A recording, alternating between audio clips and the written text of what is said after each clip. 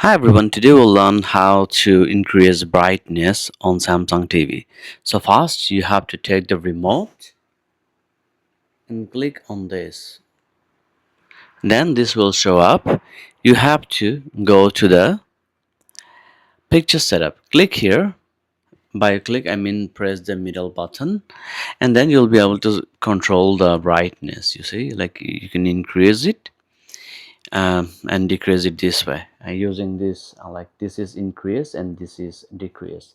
Then you also have contrast, sharpness, color, tint, tons of other options.